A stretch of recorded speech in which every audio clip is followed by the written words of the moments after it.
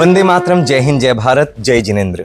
मैं कवि सौरभ जैन सुमन आज अपने उन तमाम जैन धर्मावलंबियों से बात करना चाहता हूं, या यूं कहें कि मैं उन तमाम भारतवासियों से बात करना चाहता हूं जिनके मन में जैन धर्म के प्रति आस्था है।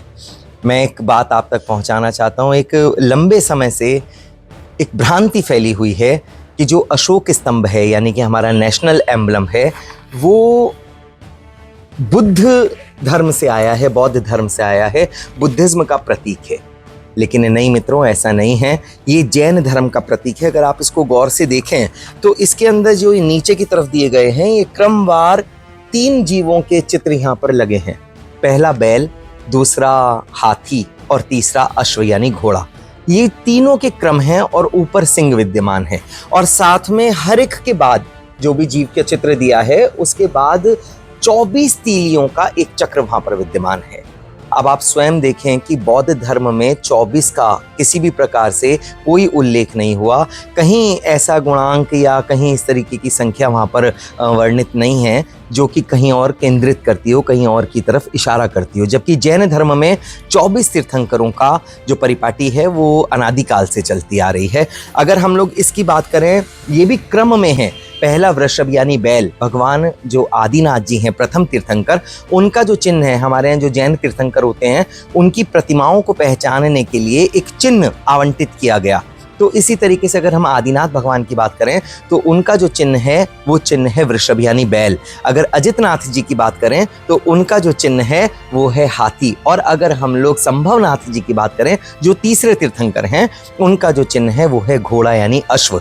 इसी तरीके से क्रमवार होते हुए ये पूरा का पूरा जो स्तंभ है या ये जो चिन्ह है वो हम लोगों को सिंह की ओर लेकर के जाता है, शेर की ओर लेकर के जाता है, जो 24वें तीर्थंकर भगवान श्री महावीर स्वामी का चिन्ह है। और ये आपने देखा होगा कि चारों तरफ देखता है। वर्तमान शासन के नायक भगवान महावीर को माना गया। तो जो वर्तमान शासन नायक है, यानी कि चहुंगति जो चारों दिशाएं हैं, उनकी ओर निहारता हुआ वो सिंह, जो गर्जना के माध्यम से जैन धर्म की गर्जना वो कर रहा है, सिंहनाद जो कर रहा है, वो ऊपर यहाँ पर विद्यमान है।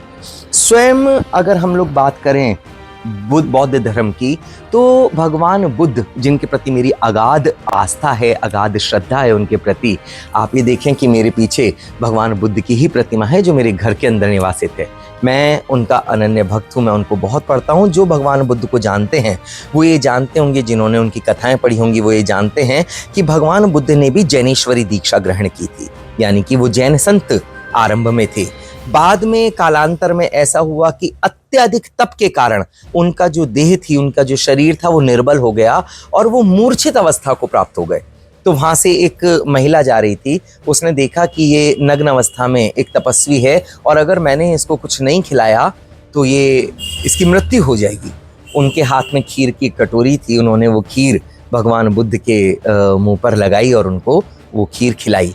उससे भगवान बुद्ध को चेतना आई, उनका होश वापस आया और बैठ करके उन्होंने ये ध्यान लगाया कि यदि ये देह ही शेष नहीं होगी तो मैं तपस्या किस चीज़ के आधार पे करूँगा। बस यहीं से उद्गम हुआ बौद्ध धर्म का, जिसके अंदर तपस्या पूरी तरीके से निहित है। जो योग भगवान महावीर का है या जो योग भगवान आदिनाथ भगवान का है, आदिनाथ भगवान से लेकर के अगर हम लोग बात करें 24 के 24 तीर्थंकरों की, तो वो योग पर आधारित उनकी जो तपस्या थी वो आपने भगवान बुद्ध के अंदर भी देखी होगी। उनकी भी जो अवस्थाएं आप लोगों के सामने दी गई हैं या हम लोग जिनसे उनको पहचानते हैं वो अमूमन मिलती जुलती हैं। चाहे वो भगवान महावीर से हम लोग करें, चाहे हम आदिनाथ भगवान से तुलना करें, तो अमूमन सबके जो आसन हैं वो एक जैसे हैं, योग आसन से। अब आप स्वयं इसके ऊपर देखें कि जिस समय उन्होंने ये धर्म चलाया उसके अंदर त्याग का जो अंश था वो थोड़ा सा उन्होंने कम किया और देह की ओर देखते हुए उस देह को त्याग की जगह तपस्या में लगा करके बुद्ध ने मोक्ष की प्राप्ति की। बस यही एक छोटा सा अंतर रहा, जहां पर भगवान महावीर और जहां पर भगवान बुद्ध की आपस में दोनों के जो मार्ग थे वो अलग हुए। अन्यथा पहले भगवान बुद्ध भी स्वयं जैन धर्म के अनुयायी रहे हैं, उसके संत रहे हैं। अगर हम उनकी बात करें महाराज अशोक की, जिनसे संदर्भित ये हमारा अशोक स्तंभ का चित्र है, या जो ये हमारा अशोक स्तंभ है, या हमारा जो धर्म चक्र है जिसके अंदर 24 तीलियां हैं। गर्व की बात यह है कि जो राष्ट्रीय ध्वज है उसके अंदर 24 तीलियां ये प्रदर्शित करती हैं। ये 24 घंटे नहीं है साहब, ये जब बना था उस समय जो समय की गणना है उसके लिए किसी भी प्रकार के 24 घंटे नहीं हुआ करते थे।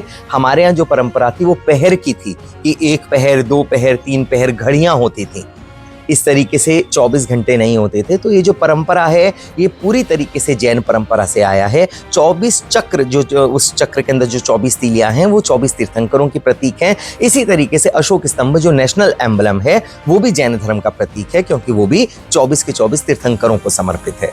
तो मैं एक आग्रह करना चाहूँगा हमारे जैन धर्मावलंबियों से कि वो किसी भी पर्व में जब अपने मित्रों को कोई ना कोई सम्मान चिन्ह देते हैं, या किसी भी व्यक्ति को जब हम लोग सम्मानित करते हैं, तो एक प्रतीक चिन्ह हम जरूर देते हैं। आज से मैं आग्रह करूंगा कि वो प्रतिमाएं ना दें। आज से मैं आग्रह करूंगा कि और किसी प्रकार के कोई मोमेंटो शील्ड्स ना दें, अपितु इस प्रकार का जो एम्बलम जिसके ऊपर बना रहता है वो दें, और उस पर बाकायदा लिख करके दें यहाँ पर कि ये जैन प्रतीक चिन्ह है, जैन धर्म का प्रतीक चिन्ह है, जैन धर्म का चिन्ह है, जिससे कि एक जो अस्तित्व है वहाँ पर हम लोग अपनी बात कर सकें, हम ये बता सकें कि जैन धर्म का वास्तविक स्वरूप क्या था, उसकी वास्तविक परिस्थितियाँ क्या रही हैं। और मैं एक बड़ी बात आप लोगों को ये कहना चाहूँगा कि जितने भी हमारे जैन धर्म को चौराहे मिले हुए हैं, चाहे वो भगवान पार्श्वनाथ चौक कहलाता है, महावीर चौराहा कहलाता है, या कुछ भी, वहाँ पर हम लोगों ने अन्यत्र प्रकार के कहीं कलश विद्यमान है, कहीं प्रतिमाएं भी विद्यमान हैं। वो तमाम चीज़ें जैसा भी आप लोगों को करना है करें, लेकिन साथ में अशोक स्तंभ जरूर बनाएं ताकि लोगों को पता चले कि ये जैन प्रतीक है। इसी तरीके से मंदिरों में अगर हम लोग प्रतिमाएं स्थापित करते हैं, निश्चित तौर पर हम सब लोग करते हैं, साथ में कुछ चित्र चारों तरफ हम लोग लगाते हैं, उन चित्रों में भी इस बात का उल्लेख होना चाहिए ताकि हमारी आने वाली पीढ़ियां भी इस गर्व को जी सकें कि नेशनल एम्बलम और नेशनल फ्लैग में जैन धर्म के प्रतीक चिन्ह हैं। तो आज से, अभी से हर जैन धर्मावलंबी ये प्रण ले कि वो अशोक स्तंभ को न केवल अपनाएगा अपितु विश्व को ये बताएगा कि ये हमारा गौरव है। वंदे मातरम, जय हिंद, जय भारत, जय जिनेंद्र।